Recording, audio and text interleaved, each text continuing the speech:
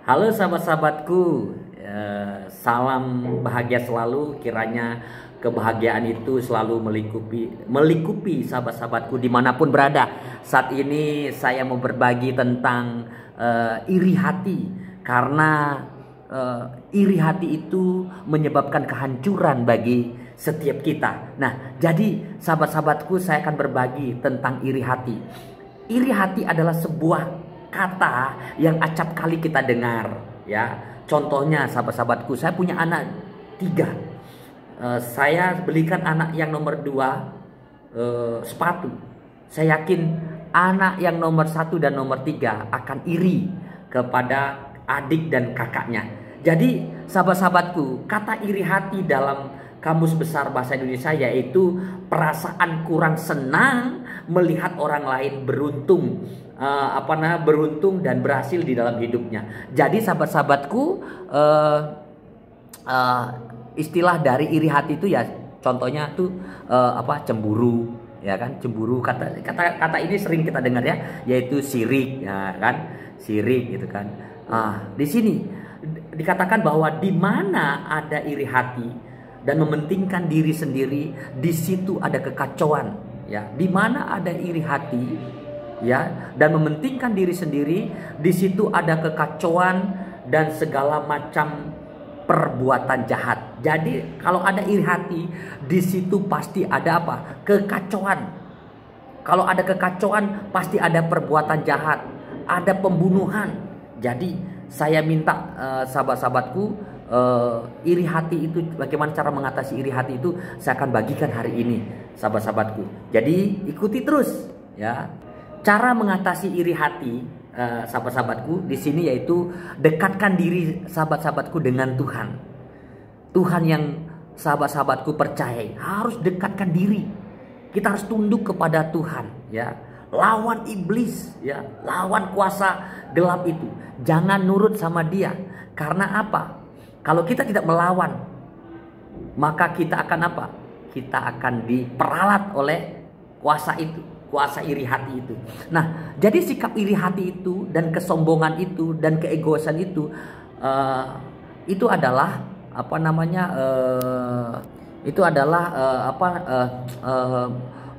kesombongan itu menyebabkan Tuhan berpaling dari doa kita. Jadi kalau kita iri nih sama tetangga kita, saudara kita, adik-adik kita atau kakak kita. Nah, kita iri, maka apa yang kita doakan itu tidak akan dijawab oleh Tuhan. Yang kedua, yaitu sahabat-sahabatku, penuhi hatimu dengan apa? Pikiran yang positif, ya. Pikiran yang positif.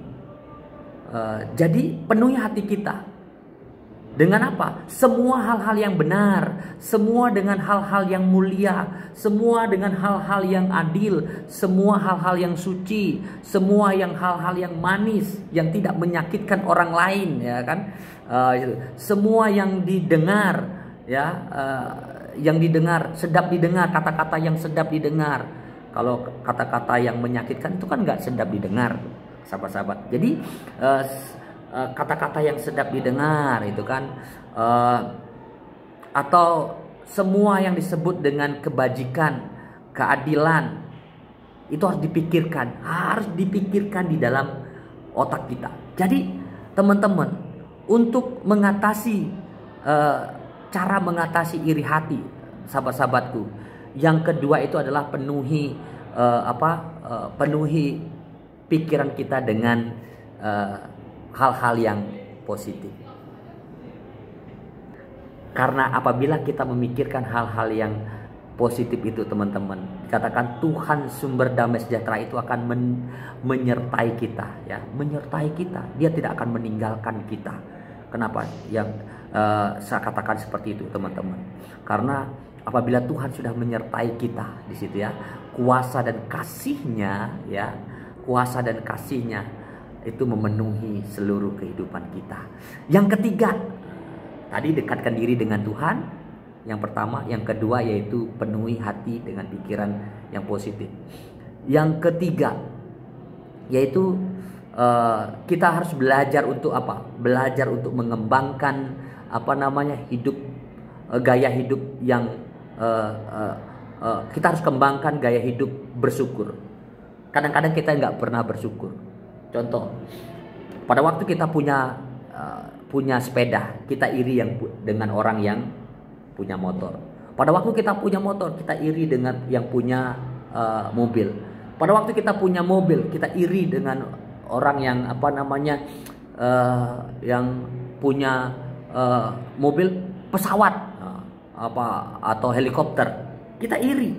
Kalau kita mengikuti itu terus, maka kita akan menjadi orang yang cepat sakit karena memikirkan hal-hal yang tidak mungkin kita bisa capai.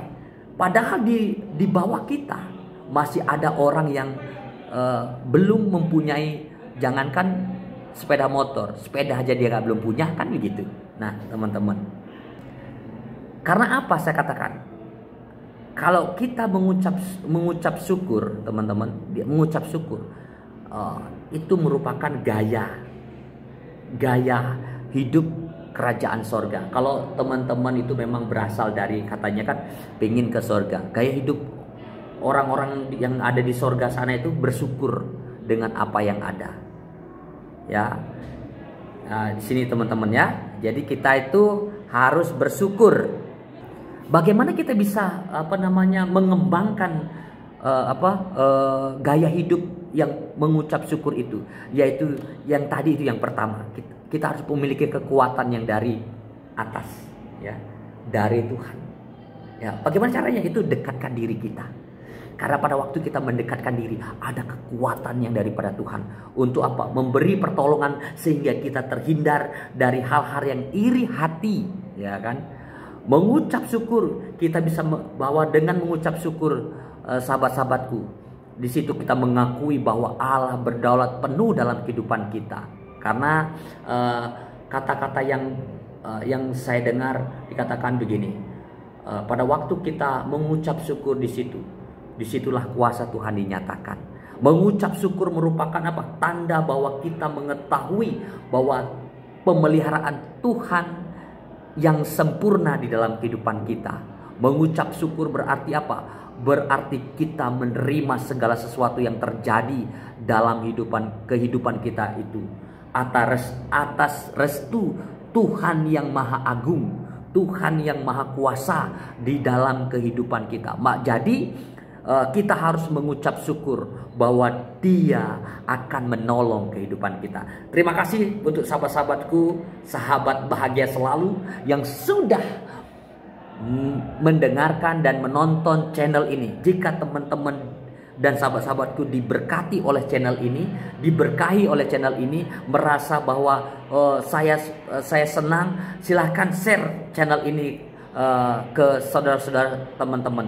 Dan saya berdoa kiranya Tuhan memberkati teman-teman yang menonton channel ini, makin hari makin tidak lagi iri hati, tetapi mendekatkan diri dengan Tuhan, memenuhi pikirannya dengan hal-hal yang positif. Yang ketiga, dia selalu mengucap syukur atas kebaikan Tuhan di dalam kehidupannya. Tuhan memberkati kita semua. Salam bahagia selalu.